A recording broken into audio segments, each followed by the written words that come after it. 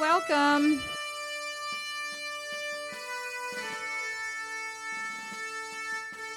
I am the mother of Steve Rumler, who died of a drug overdose after becoming addicted to the OxyContin that was prescribed to him for his chronic pain.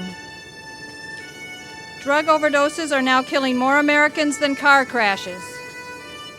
One person dies every 16 minutes in this country of a drug overdose. We are fed up.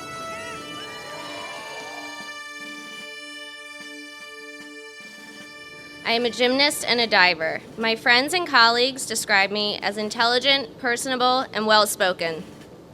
I was given opportunities that people only dream of. I wanted for nothing. I essentially had the perfect life, according to everyone that knew me. I am college educated, I am a daughter, I am a sister, I am a friend, and I am an opioid addict. One fateful night, when I was 18 years old, I began a deeper and more tragic spiral. I decided to snort one small pill that would forever change the course of my life. Looking back, it is absolutely terrifying that the one substance that nearly led to my death was so readily available to young kids. I'm one of the lucky ones. I now stand in front of you 2.5 years clean. Thank you. But not everyone is as lucky as I am. So many loved ones have been lost to this terrible epidemic that we are facing. And now, I'd like to invite you all to join me in the Serenity Prayer.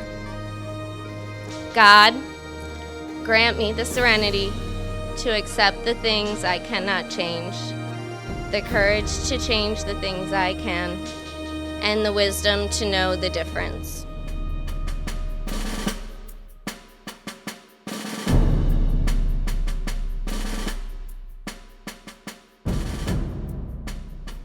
There have been more than 125,000 overdose deaths from painkillers. That figure, 125,000, is greater than the number of Americans that died fighting in Vietnam, Iraq, Afghanistan combined. In fact, it's more than 2 times as much as the number of people who died in those conflicts combined. But when you hear that figure, you should keep in mind that it's a very large undercount. It doesn't include the many overdose deaths that never get recorded properly. It doesn't include the thousands of suicides by people who feel trapped by the disease of addiction. And it doesn't include the thousands of related deaths other than suicides that are caused by painkillers and opioids. When we think about 125,000, we should also recognize that that's just the overdose deaths, that figure also doesn't include the millions of people who are now struggling with the disease of opioid addiction, a disease which doesn't just affect the individual who has it, it's a disease that affects an entire family, an entire community. This is a public health emergency, yet the response from the federal government has been tragically ineffective. Between pain patients and people who are addicted and people who use non-medically, there's tremendous overlap. Millions of pain patients are being harmed by aggressive opioid prescribing.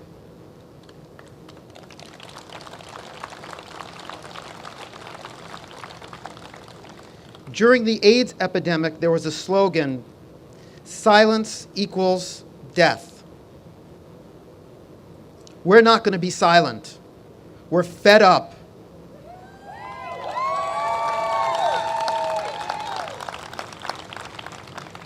And if it's necessary, we'll be back here next year with 10 times as many people. Thank you.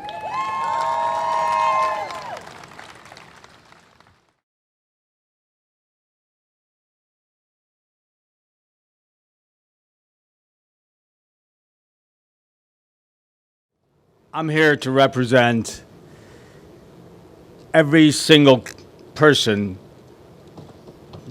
that we lost to opiates. You know, isn't that funny that the day that we gather over here, the government is shut down? It's been shut down for us for the past 10 years or more.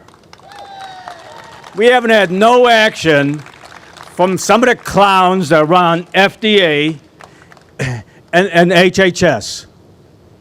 I don't know about you guys, but I'm pissed. I want some action. I want some people to account for what they do. I was the first one to hold my son when he was born. And I was the last one to hold him when they left this world. My son put a shotgun to his neck and took his life. There's nothing like it. There's nothing like that pain. There's nothing like it when you see your son struggling to breathe and he's splattered all over the wall. Now, I knew back then, 2 years ago, that I was not going to sit still. I knew back then that something had to be done. We had to inform people. Well, you know what? I'll be damned if I'm going to sit here today and let some clown feel like he's God and decide that he's not going to upschedule hydrocodone and he's not going to do anything because my son was prescribed into addiction by a doctor. If we all speak in one voice, we can change this. We can get this to stop. All we got to do is set a mind to do it. Forget about everything else. The longer this is delayed, the more kids are dying. Just think about it. The DEA has asked in 2004 to upschedule hydrocodone. 2004, that's 9 years. My God, in 10 years in Iraq, we lost 4,000 people. In 1 year, we lose over 16,000 people. What's wrong with them? Are our kids just throwaway kids? No. Who decides who's to die and who's to live? So I ask you, speak in one voice, get ready, because right after this, we're going to walk down to HHS and kick Sibilia's ass.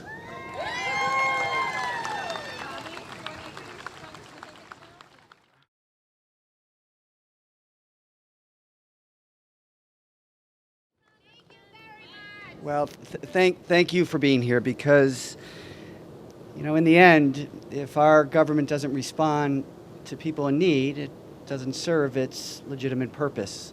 And all of you have observed over the last couple of days all the dysfunction in Washington. And I can't tell you how important it is that you're here. Because if you go away, that's typically what the federal bureaucracy does. They wear you down, they ignore you until you go away. My one piece of advice to you, do not go away. And please know that there are people here in Washington that are responsive to you and that are listening. And always remember, from those that you have lost, there is still light to guide you from the love that they gave you. Thank you very much for including me.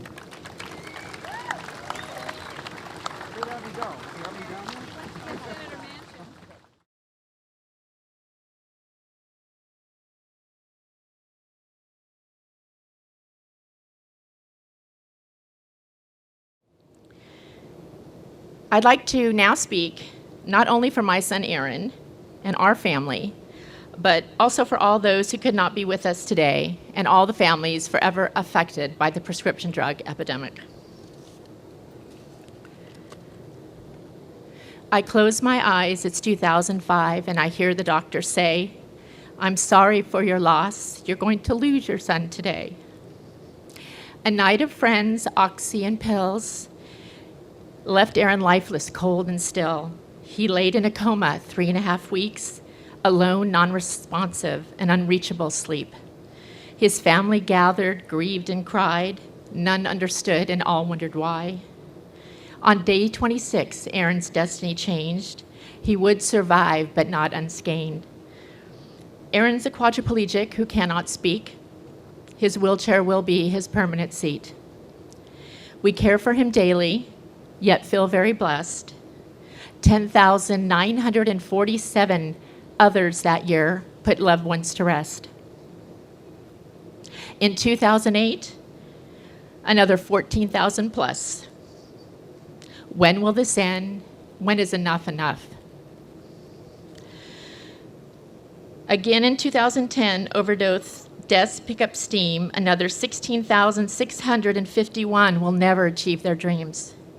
I speak to our leaders, whom we've entrusted our care, help end this epidemic, the death and despair.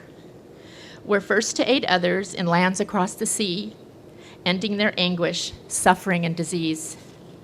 Let's act here at home with that same conviction to end loss of life and the disease of addiction. Let's rise above ego, power, and greed, make policy changes, and help those in need. It's too late for Aaron and far too many others who've lost mothers and fathers, sisters, and brothers. I ask you to act quickly. Heal our country. Hear our pleas. Please do what is needed. God bless and Godspeed.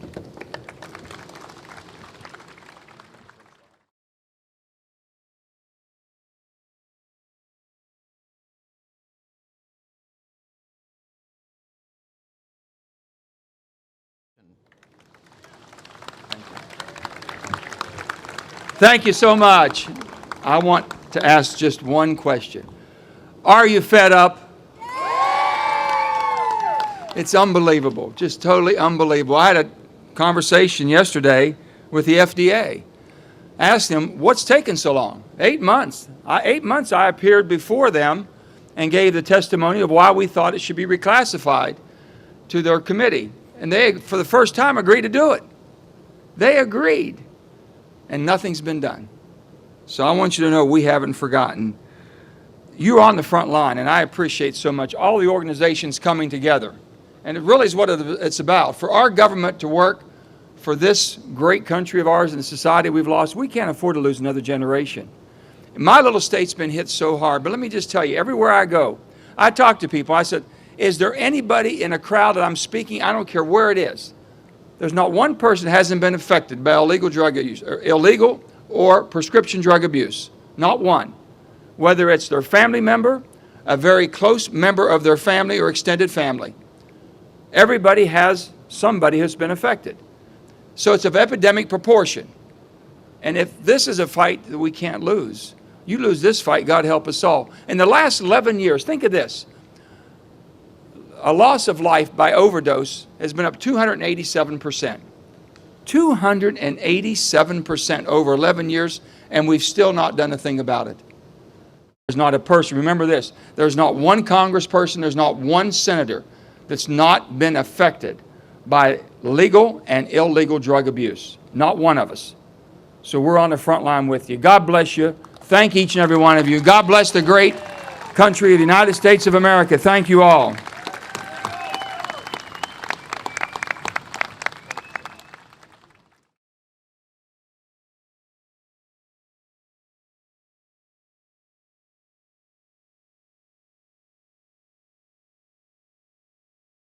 Hello again. I would like to introduce to you a good friend. He's been a champion of our cause. He's always, always been there for us. Senator Chuck Schumer. Well, thank you, Avi, and thank you for your stalwartness. And I'd like to say this to so many here, including those who have suffered losses. I look at the pictures and I feel your pain, and I have such respect for those who have come here who have lost loved ones to this prescription drug abuse epidemic, because you know what the scriptures say? It's very easy to curse the darkness.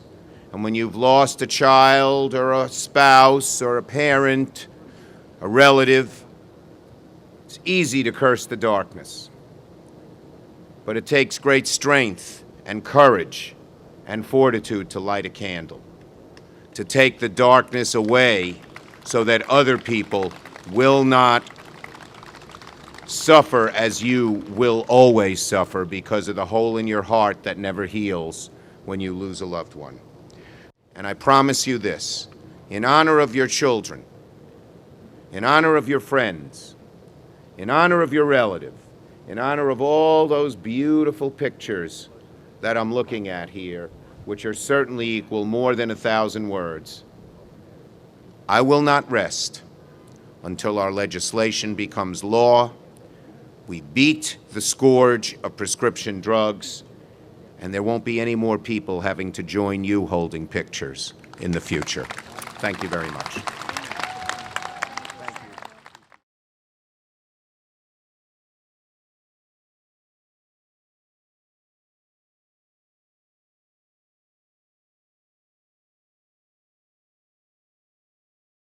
Let me first commend Judy and all that have worked so hard, not only on this issue each and every day of their lives, but in organizing this rally and presenting to the members of Congress and to Capitol Hill just how fed up we are, how fed up our nation should be. And like each of you, I'm fed up as well. Fed up with the pain and the loss that addiction has inflicted on our families and communities. I'm fed up with the pain and the loss that addiction has meant to members of families across this country. Indeed, I'm fed up with the whole sorry mess. This is an issue that transcends party lines, political lines, philosophical lines, all societal lines, whether you're 9 or 90, whether you're rich or poor. This affects us all. And I want you to know that I'm there, ready to fight, willing to fight, have been fighting, and will continue to fight. And God bless each of you, and God bless our great United States of America. Thank you. Thank you to Congressman Ray Hall from West Virginia.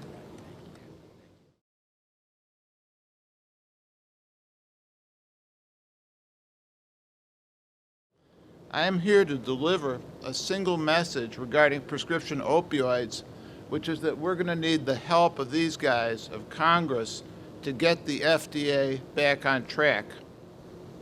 For those of you who are unaware of it, the FDA's pretense of using science for regulatory decision-making is a sham. There was no scientific reason that the risk evaluation and mitigation strategies should have applied only to extended release and long-acting opioids. Immediate release opioids are every bit as dangerous. Most prescription opioid deaths are due to immediate release opioids. We need the FDA to understand the reality of the disease of addiction, to understand that addicts do not realize ahead of time that they will become addicts, and to promote recognition among both doctors and patients that prescribing opioids carries with it the inherent risk of opioid addiction. We need the FDA to get in step with the CDC, the DEA, and with its own advisory committees. So far, there's no indication that the FDA will do any of this. The FDA has made concessions around the margins, but the FDA has simply not embraced the reality of this epidemic and the need for it to act. Since the FDA will not perform its primary mission of, quote, protecting the public health by assuring the safety, efficacy, and security of human and veterinary drugs, we need congressional leadership to move them to do their job. Thank you.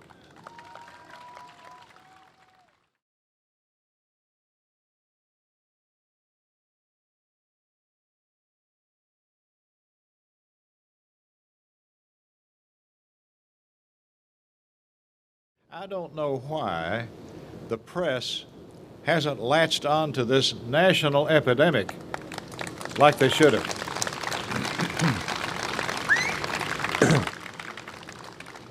But the Center for Disease Control has called it a national epidemic. We finally, I think, have the FDA's half concerned. They've been making some changes that we've been pushing now for years and years, decades even. More to come, more needs to be done, but at least I think we've got the FDA's interest in what you are working toward. I just wanted to come by and say thank you for being here. I've got to run quickly because we've got a couple of things that's working out today in this town. But thank you for being here. Thanks for the work that you're doing back home and nationally. You are making a dent We are beginning now to see some real progress in my own state of Kentucky. Overdose deaths declined last year for the first time in I don't know when. So thank you, God bless, and keep up the great work.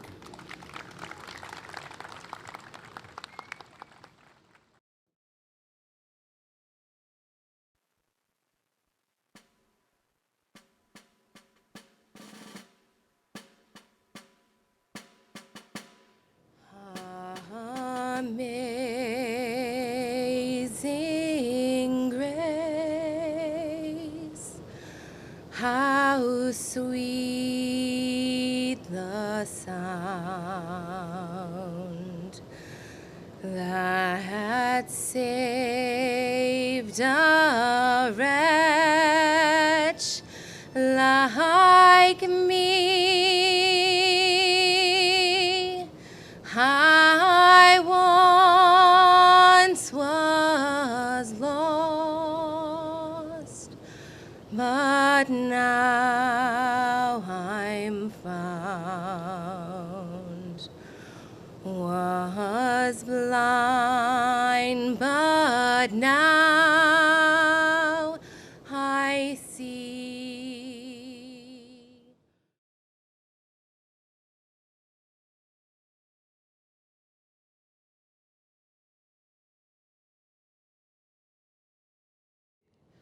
Such an honor for me to be here.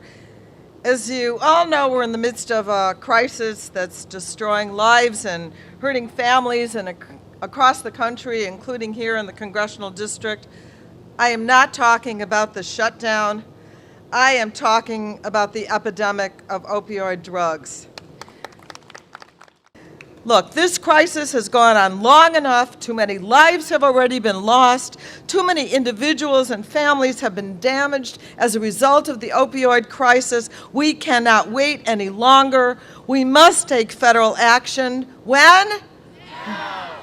We can save lives and families of those who don't need to suffer and protect families from the suffering, the harmful effects that result from the misuse of opioids. I am so grateful to all of you being here. I'm glad to see that you are fed up. I am too, and we can make a difference. When? Now. Thank you very much for what you're doing.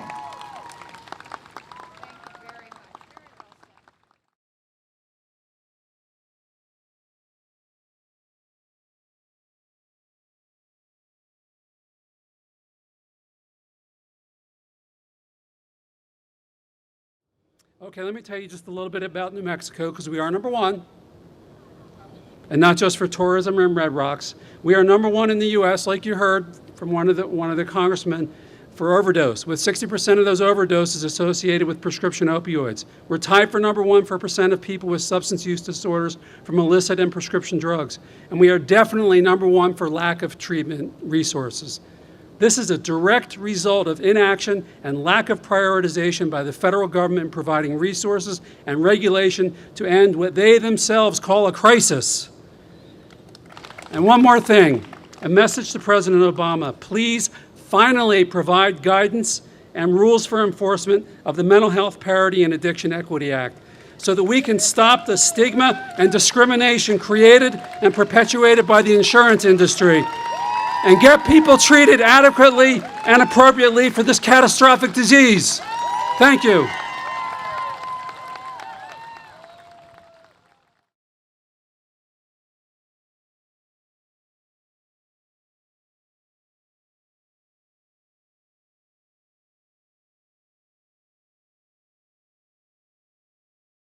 My name is Charlie Resnikoff. Everybody calls me Charlie, so you can come up and talk to me afterwards. And I'm an addiction medicine doctor and an internal medicine doctor and a consultant to a pain clinic in Minneapolis, Minnesota.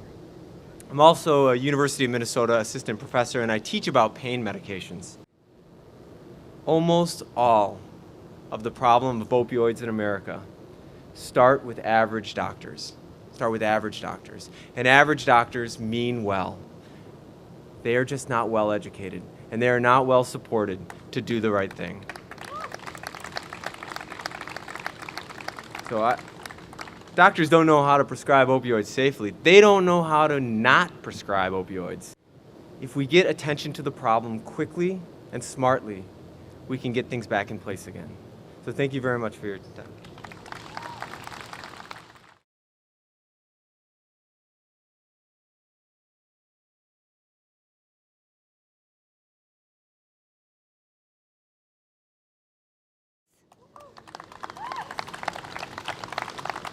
For my son, he graduated high school, went to somebody's house, and was given an OxyContin on a mirror by someone's father, who was not a pain patient, not a legitimate one. He walked with a cane, but he didn't have pain. And there are people that do, and I want to acknowledge that. But there are too many that don't, that just give it out, deal it, and kill people. And many of our kids might end up dealing it themselves because they're gone after they get that addiction, and then they need to feed it. And that becomes their only role in life every day, is where am I going to get my next fix, because I can't live without it. It takes someone's child and replaces it, him or her, with someone else. I'm fed up. I'm tired of the death. I'm tired of the destruction. I'm proud of all the people that are here that came together from all over the country. In Massachusetts, we just had a celebration at our state house that there's been 2,000 saves since they started nasal naloxone.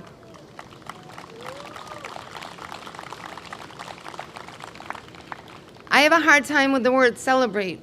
I agree with the other speakers. We shouldn't need it. And until they do something back here, we're just going to keep losing more and more precious lives. These are our sons, our daughters, our brothers, our sisters, our mothers, our fathers. I'm proud to stand up with everybody today, and I hope this is the first of many, and I hope someday we don't have to do this anymore, but I'll never give up. The government may have shut down, but I won't ever give up.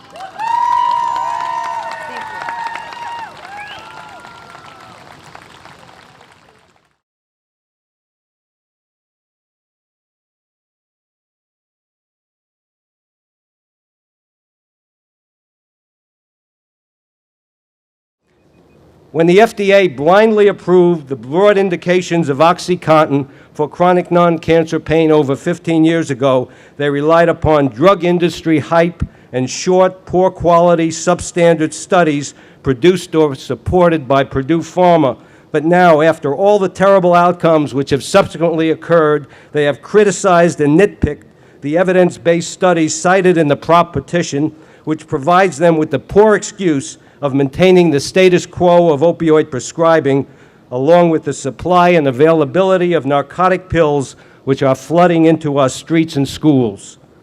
This all points to the coziness of the FDA and the opioid drug industry they are mandated to regulate, while at the same time they've turned a blind eye to the victims and the victims' families of prescription opioids and the mounting national toll of opioid-related addiction, overdose, and death, which continues unabated with no end in sight. The time is long overdue to turn this around. Thank you very much.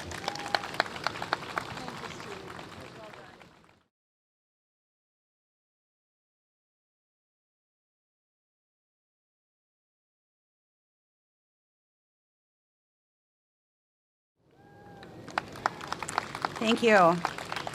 I am tired, and I'm feeling really emotional today. I have to tell you that I have been responsible for putting up the pictures of your loved ones on Facebook and getting the names of all the loved ones to Pete, getting Scarlett and Natalie, the pictures of your loved ones. I have never in my life done anything so challenging, and I am a person in recovery. I do not understand why in our great country, a place where we have freedom, where we have protections set up to help people live a quality life, I do not understand why the #1 prescribed drug in our country today is heroin. Somebody tell me does everybody here know that Vicodin is the same thing as heroin? Let me see some hands. Do we know this? Okay, how come our doctors don't know that?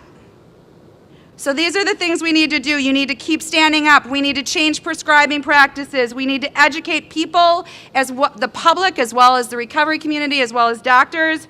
We need 911 Good Samaritan in your state, in every state, a national law. We need to reduce stigma. Being an addict is not a moral failing, it is a disease. Thank you very much for being here. I'm proud of each and every one of you.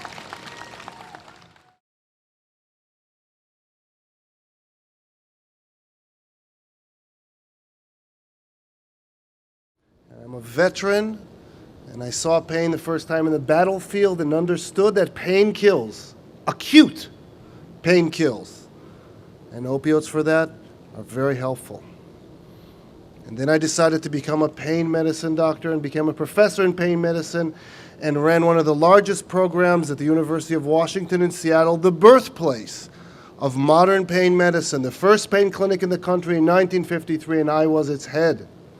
We would see hundreds of patients a day, and then I saw what I thought pain kills, I saw painkillers kill when it's chronic pain. The experiment of high-dose opioids has failed. After 100,000 deaths, with 100 million Americans suffering from chronic pain, at a cost of over $500 billion, fueling a $8 billion business, it has failed. We are consuming 80% of the opioids in the world because we're special, and this has to stop.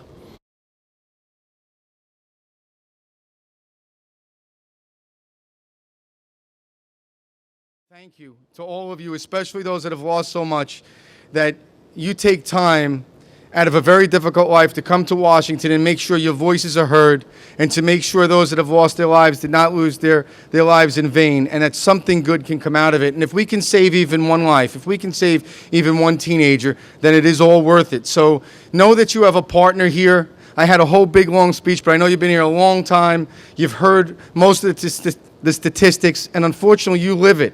So you're the experts. And that's the other reason why I want you to know I'm here, is that I'm committed to meeting with groups like yours to learn as much as I can so I can be a better, more effective advocate and voice, whether I'm sitting across the table from the FDA or whether I'm sitting with Chairman Hal Rogers, who you couldn't have, he's the Chairman of Appropriations. You couldn't have a stronger partner than Hal Rogers from Kentucky in this fight. He gets it, and there's a cadre of members that this issue is visceral. It really rings home. It's in our hearts.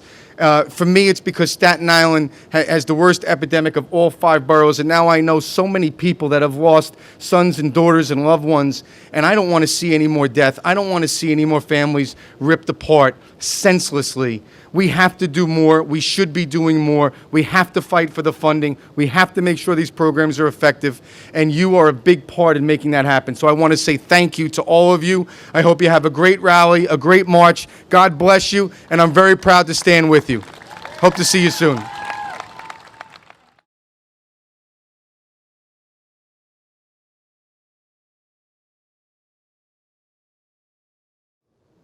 My wife and I lost our 18-year-old daughter, Emily, after she consumed 1 OxyContin pill, swallowed whole, that had been offered to her by a relative. Nobody called 911. She was simply left alone to die on a couch. My daughter was a wonderful young lady. She was the babysitter next door. She was the friendliest person I've ever known. I mean, she was just incredibly sweet and friendly. And, you know, we just feel that, you know, this just wasn't supposed to happen to her. And it just came out of the blue. And she died 3 days before her first day in college. Her new life just about to explode ahead of her, and she didn't make it to that classroom. But the lesson from Emily's tragedy is these opioid drugs are extremely dangerous. 1 pill can kill. OxyContin, after all, is nothing more than legalized heroin. Anyway, I miss Emily, and it really hurts. This rally is intended to induce urgently needed action because people are dying every day from painkillers. Today we will lose 45 people from prescription opioids. As Dr. Kolodny said, that's a significant undercount. These are regular, average, everyday Americans, okay? Let's shatter the myth. People like Emily are dying every day. I would like to thank you for attending this rally and for speaking out. Our collective voices will be heard. Thank you very much.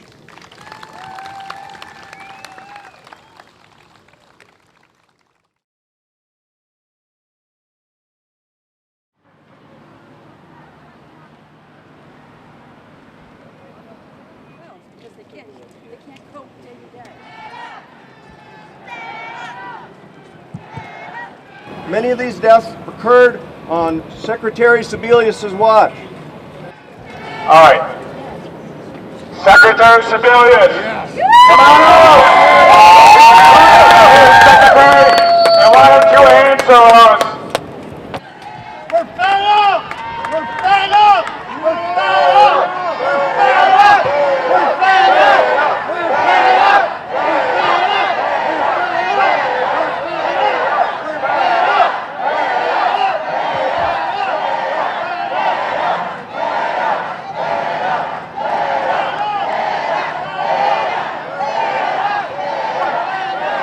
So can you join me? 1, 2, 3, 4, stay silent, no more. 1, 2, 3, 4, stay silent, no more. 1, 2, 3, 4, stay silent, no more. 1, 2, 3, 4, stay silent, no more. 1, 2, 3, 4, stay silent, no more. I'm Bradley DeHaven. My wife and I are a normal family, like so many of you. And I will tell you that 3 years on September 13th, our son celebrated something we were all here for, and that's hope. He celebrated 3 years of clean and sober. Our son at one point stood 6'2" and weighed 127 pounds. Deeply addicted to OxyContin and heroin that started with a broken arm when he fell off a trampoline as a young child. It could happen to any child, and it's happened to your children. How many of you here, by a raise of hands and your sign, have buried a loved one? And that's a sad testament. You've all buried a loved one. I've buried loved ones. We didn't bury our son. We are blessed for that. But we're here to create one voice, and we need to become one voice. We're small grassroots organizations across the United States that come here together and to prove that we can become one voice and change the madness that is Big Pharma and the puppet at the FDA, which I think stands for failure, death, and addiction. That's what they've given us, failure, death, and addiction. And they look the other way. They don't follow the advice of their voting panels.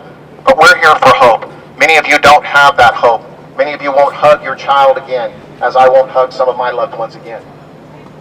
But we're here so that others, like myself, can continue to hug their child, and that they never walk in our steps. And that's why we march here today with our hearts in our hands, with your pictures that break my heart and my wife's heart, and the stories that just mean so much to us as a family, and we've all become a family. And many of you I've interviewed before and talked to before, and we love you like your family, and we are fed up. We are fed up. We are fed up. We are fed up. We are fed up. To conclude this demonstration by reading off a list of names of lost loved ones, and we've asked some people to help, and we may ask a few more people to help to get through the list. I'll start with a list of people that I've got here in front of me. My daughter, Emily Jackson, date of birth, February 22nd, 1988, date of death, August 18th, 2006, age 18. Aaron Edward Watson, born October 8th, 1973, date of death, May 11th.